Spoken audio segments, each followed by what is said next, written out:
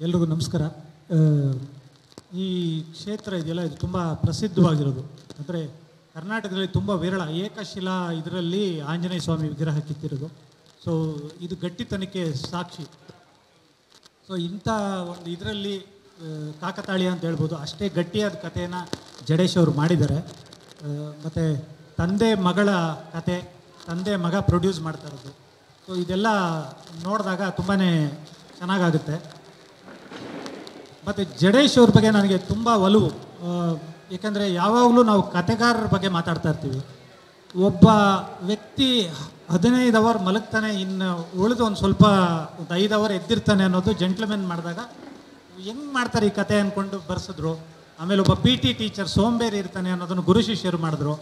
ಆಮೇಲೆ ಕಾಟೇರ ಬಗ್ಗೆ ಹೇಳಲೇಬೇಕಾಗಿಲ್ಲ, ನಿಮಗೆ ಗೊತ್ತಿದೆ. ಸೊ ಈ ಥರದ ಗಟ್ಟಿ ಕತೆಗಳನ್ನ ಜಡೇಶ್ ಮಾಡ್ಕೊಂಡು ಬಂದಿದ್ದಾರೆ. ಸೊ ಅವ್ರಗಳ ಜೊತೆ ನಾವು ರೈಟ್ರುಗಳು, ಅವರು ಒಬ್ಬ ರೈಟ್ರಾಗಿ ನಮ್ಮಗಳನ್ನ ಜೊತೆ ಕರ್ಕೊಂಡು ಹೋಗ್ತಾ ಇದ್ದಾರೆ. ನಮ್ಮದು ತುಂಬ ಒಳ್ಳೆಯ ಜರ್ನಿ. ಮತ್ತು ಯಾವಾಗಲೂ ಮಗಳು ಅನ್ನೋದು ಬಂಗಾರ, ಅದನ್ನು ಬೆಳ್ಳಿ ತೆರೆ ಕೊಡ್ತಾ ಇರೋದು ದುನಿಯಾ ವಿಜಿ. ಸೊ ದುನಿಯಾ ವಿಜಿ ದೊಡ್ಡದೇನಲ್ಲ, ತಾನೇ ಕುತ್ಕೊಂಡು ಕತೆ ಮಾಡೋದು. ಜಯಮನ್ ಮಗ ಕತೆ ಬರೆದಿದ್ದಾನೆ, ಸಲಗ ಬರೆದಿದ್ದಾರೆ, ಭೀಮಾ ಬರೆದಿದ್ದಾರೆ. ಸೊ ಮಗಳಿಗೆ ಕತೆ ಮಾಡೋದೇನು ದೊಡ್ಡದಿರಲಿಲ್ಲ. ಆದರೆ ಜಡೇಶ್ ಅವರು ಆ ಕತೆ ಹೇಳಿದಾಗ ಅದು ಎಷ್ಟು ಚೆನ್ನಾಗಿ ಅವರು ಒಂದೇ ಸಿಟ್ಟಿಂಗಲ್ಲೇ ಓಕೆ ಮಾಡಿದ್ರು. ಇಲ್ಲಮ್ಮ ಮಾಡೋಣಮ್ಮ ಅಂದರು. ಮತ್ತು ಮಾಡೋಣಮ್ಮ ಅಂದಿದ ತಕ್ಷಣ ಸೋಮವಾರ ಕೇಳಿಬಿಟ್ಟು ಮಂಗಳವಾರ ಮಗಳನ್ನ ಕಳಿಸ್ಲಿಲ್ಲ. ಆ ಹುಡುಗಿಗೆ ಜಿಮ್ಮಿಂದ ಹಿಡಿದು ವಾಕಿಂಗಿಂದ ಹಿಡಿದು ಹೆಂಗಿರಬೇಕು, ಹೆಂಗೆ ಪರ್ಫಾರ್ಮೆನ್ಸ್ ಏನು ಅನ್ನೋದನ್ನು ಅಷ್ಟೂ ತಾಲೀಮ್ ಮಾಡಿ ಕಳಿಸಿದ್ರು. ಮತ್ತು ಸತ್ಯಪ್ರಕಾಶ್ ಸರ್ ಬಗ್ಗೆ ಈ ರಾಜಾಜಿನಗರದಲ್ಲಿ ಯಾರು ಬೇಕಾದ್ರೂ ಹೇಳ್ತಾರೆ, ಸಾರಥಿ ಪ್ರೊಡ್ಯೂಸರ್ ಅಂದರೆ ಹೌದು ಅಂತ.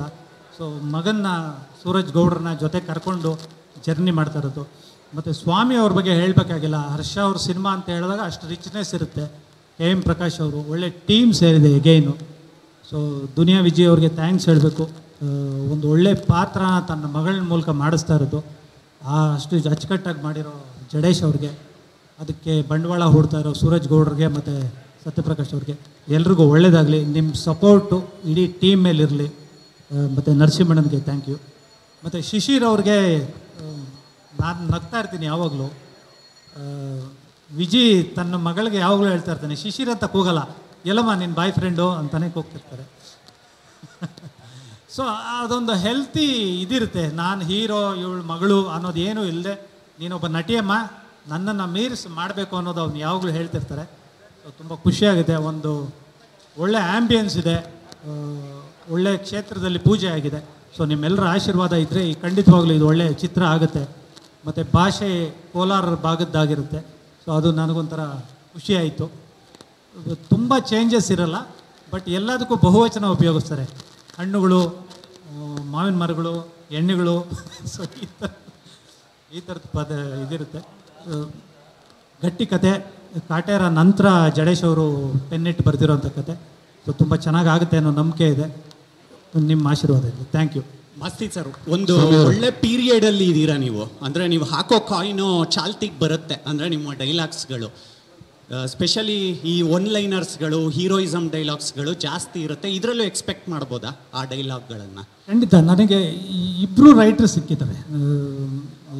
ಜಡೇಶು ಬರೆದಿದ್ದಾರೆ, ಮತ್ತು ವಿಜಿ ಸುಮ್ಮನೆ ಇರಲ್ಲ. ಈಗ ನಾನು ಡೈಲಾಗ್ ಶೀಟ್ ಕೊಟ್ಟಿದ ತಕ್ಷಣ ಅದರಲ್ಲಿ ಏನು ಯಾವುದಕ್ಕೆ ಏನು ಕಾರ್ನರ್ಸ್ ಕೊಡಬೇಕು ಅನ್ನೋದು ತುಂಬ ಚೆನ್ನಾಗಿ ಗೊತ್ತು. ನಿಮ್ಗೆ ಗೊತ್ತಿಲ್ಲ, ಆಲ್ಮೋಸ್ಟ್ ಜಂಗ್ಲಿ ಡೈಲಾಗ್ಸು ದುನಿಯಾ ವಿಜಿನೇ ಬರೆದಿದ್ದಿತ್ತು. ಸೂರ್ಯ ಅವರು ಅಷ್ಟೊಂದು ಸ್ವಾತಂತ್ರ್ಯ ಕೊಡೋರು, ನೀನೇನು ಹೇಳ್ದಲ್ಲೋ ಅದನ್ನು ಹೇಳು ಅನ್ನೋರು. ಸೊ ದುನಿಯಾಲ್ ಕೂಡ ಅವ್ರು ಕೆಲಸ ಮಾಡಿದರು. ಸೊ ಅದು ನನಗೂ ಡೈಲಾಗ್ ರೈಟ್ರಾಗಿ ಅವ್ರ ಜೊತೆ ಕೆಲಸ ಮಾಡಿದ್ದು ಒಂದು ಎಕ್ಸ್ಪೀರಿಯನ್ಸ್. ಇವತ್ತು ಹೊಸ ವರ್ಷ ನಮ್ಮದು, ನಮ್ಮ ಕರ್ನಾಟಕಕ್ಕೆ ಸಂಬಂಧಪಟ್ಟಂಗೆ, ನಮ್ಮ ಕನ್ನಡಿಗರಿಗೆ ಸಂಬಂಧಪಟ್ಟಂಗೆ, ನಮ್ಮ ಹಿಂದೂಗಳಿಗೆ ಸಂಬಂಧಪಟ್ಟಂಗೆ ಹೊಸ ವರ್ಷದಲ್ಲಿ ಹೊಸ ಹೆಜ್ಜೆ. ನಿಜಕ್ಕೂ ನಾನು ಜಡೇಶ್ ಸರ್ನೇ ಹೇಳಬೇಕು ಫಸ್ಟ್ ಓಪನಿಂಗಲ್ಲಿ. ಯಾಕಂದರೆ ಅವರು ಒಂದು ಚಿನ್ನದ ಗಣಿ ಅಂತಾರೆ. ನಮ್ಮಲ್ಲಿ ಸಾಕಷ್ಟು ನಿರ್ಮಾಪಕರು, ಸಾಕಷ್ಟು ಇದು ಕತೆಗಳಿಲ್ಲ, ನಮ್ಗೆ ಯಾವುದೋ ಕತೆ ಸಿಗ್ತಾ ಇಲ್ಲ ಅಂತ ಹೇಳ್ತಾರೆ. ಕತೆ ಇದೆ, ಕತೆ ಇರೋರನ್ನ ಹುಡುಕೋರಿಲ್ಲ. ಎಲ್ಲೋ ಯಾರೋ ಹೇಳಿದ್ದು ರೀಮೇಕ್ ಮಾಡೋಣ, ಅದು ಮಾಡೋಣ, ಇದು ಮಾಡೋಣ ಅಂತ ಹೇಳ್ಬಿಟ್ಟು ಆಲೋಚನೆ ಮಾಡ್ತಾರೆ. ಬಟ್ ಅದನ್ನು ವಿಶೇಷವಾಗಿ ಕತೆ ಇರೋವಂಥ ಒಂದು ಗಣಿ ಅಂತ ಜಡೇಶ್ ಸರ್ ಅಂತ ಹೇಳ್ಬೋದು. ಅವ್ರದ್ದು ಈ ಹಿಂದೆ 2-3 ಸಿನಿಮಾ ನಾನು ಮಾಡಿದ್ದೀನಿ ಜೊತೆಗೆ. ಬಟ್ ಅವರಲ್ಲಿರೋವಂಥ ಒಂದು ತಾಳ್ಮೆ, ಆ ತಾಳ್ಮೆ ಅವ್ರು ನಿಜವಾಗ್ಲೂ ಗೆಲ್ಲುತ್ತೆ. ಹಸಿದವರಿಗೆ ಊಟ ಅನ್ನೋದು ಸರ್ಕಾರದ ವೇದ ಆಗಿರ್ಬೋದು, ಇದು ಸರ್ಕಾರ ಅಲ್ಲ, ನಮ್ಮದೊಂದು ಹೊಟ್ಟೆಪಾಡಿನ ಒಂದು ಜಗತ್ತು ಚಿತ್ರರಂಗ ಪ್ರತಿಯೊಬ್ಬರಿಗೂ. ಅದರಲ್ಲಿ ಅವ್ರಿಗೊಂದು ಬೆಳಕು ಕೊಡೋದಕ್ಕೆ ನಮ್ಮ ಸತ್ಯಪ್ರಕಾಶ್ ಸರ್. ನಾವು ಅವ್ರ ಹೆಸರು ಎಲ್ಲೂ ಹೇಳೋಕೆ ಹೋಗ್ತಾ ಇರಲಿಲ್ಲ. ನಾವು ಹೇಳ್ತಾ ಇದ್ದಿದ್ದು ಸಾರಥಿ ಪ್ರೊಡ್ಯೂಸರ್ ಅಂದರೆ ಸಾಕು, ಆ ಮಾತು ಕೇಳಿದವ್ರು ಹೇಳ್ತಿದ್ರು ಓ ಸತ್ಯಪ್ರಕಾಶ್ ಸರ್ ಅಂತ. ಅಂದರೆ ಅವ್ರ ಸಿನಿಮಾಗಿನ್ನ ಅವ್ರ ಹೆಸರೇ ಬ್ರ್ಯಾಂಡ್ ಆಗಿದ್ದು. ನಾನು ಸಾಕಷ್ಟು ಮ್ಯಾನೇಜರಾಗಿ ಹೇಳ್ಬೇಕಾದ್ರೆ ತುಂಬ ವರ್ಷಗಳಿಂದ ನಾನು ಕಂಡಂಗೆ ದುನಿಯಾ ವಿಜಯ್ ಸರ್ ಸುಮಾರು ಸಿನಿಮಾಗಳು ಎಂಜಾಯ್ ಮಾಡಿದ್ದೀನಿ ಅವ್ರದ್ದು. ಆ ಕಾಮಿಡಿ ಡೈಲಾಗ್ಗಳು ಅವ್ರು ಮಾಡ್ತಾಯಿದ್ದು ಪಂಚಿಂಗ್ದು ನಿಜವಾಗ್ಲೂ ಇದರಲ್ಲಿ ಅವ್ರ ಜೊತೆ ಕೆಲಸ ಮಾಡ್ತಾಯಿದ್ದೀನಿ. ಅವ್ರು ನನಗೆ ಕೊಟ್ಟಂಥ ಒಂದು ಪ್ರೋತ್ಸಾಹ, ನಾನು ಎಲ್ಲೇ ಭೇಟಿ ಮಾಡಲಿ ಅವ್ರಿಗೊಂದು ಎಷ್ಟೋ ವರ್ಷಗಳು ಆತ್ಮೀಯತೆ ಇಟ್ಕೊಂಡು ನನ್ನ ಮಾತಾಡ್ತಾರೆ.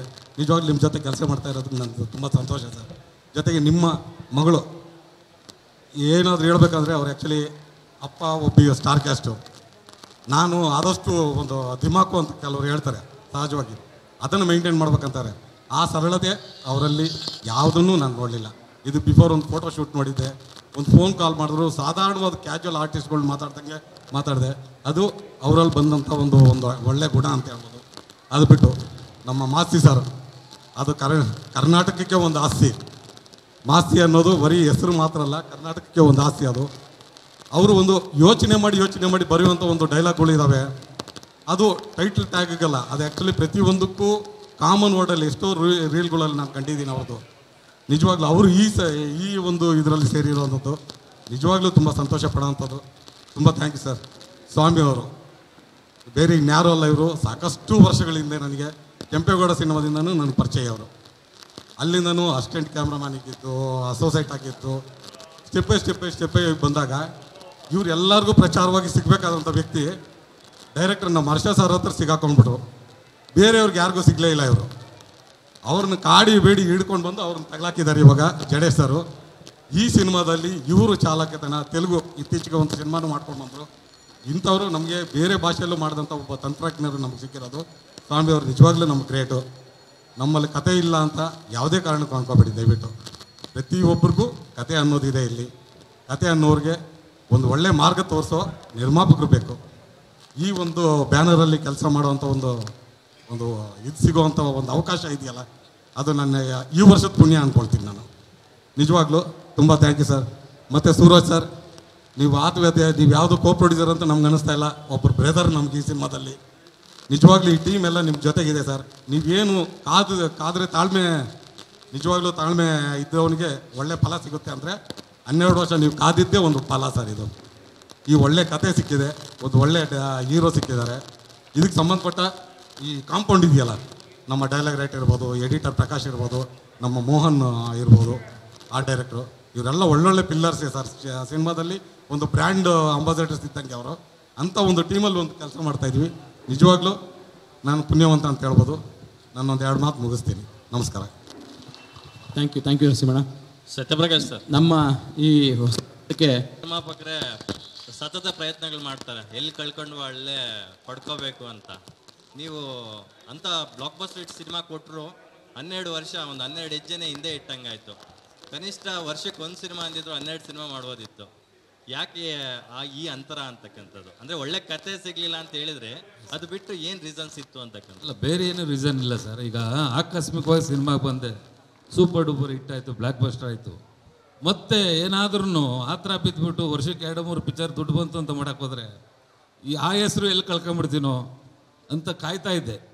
ಏನೇ ಮಾಡಿದ್ರು ಒಂದು ಸತಿ ಕೊಟ್ಟ ಜನ ನಿರೀಕ್ಷೆ ಮಾಡ್ತಾರೆ, ಆ ನಿರೀಕ್ಷೆ ಹುಸಿ ಆಗಬಾರ್ದು ಅನ್ನೋದಕ್ಕೋಸ್ಕರ ಕಾದಿದ್ದಕ್ಕೂ ಒಳ್ಳೆ ಕತೆ ಸಿಕ್ತು. ನಾವು ಹಿಂದೂ ಮುಂದೆ ನೋಡಿಲ್ಲ. ನನ್ನ ಮಗ ಅವ್ರು ಹೇಳಿದ್ರು 25 ದಿವಸ ನಮಗೆ ಪರಿಚಯ ಆಗಿದ್ದು ಜಡೇಶ್ ಸರ್. ಬಂದು ಹೇಳ್ತಿದ್ದಂಗೆ ಯಾವುದೇ ಒಂದು ಸಿನಿಮಾ ಮಾಡ್ಬೇಕಾದ್ರೆ, ತಯಾರಾಗಬೇಕಾದ್ರೆ ಅಟ್ಲೀಸ್ಟು 6-7 ತಿಂಗಳು ಬೇಕು.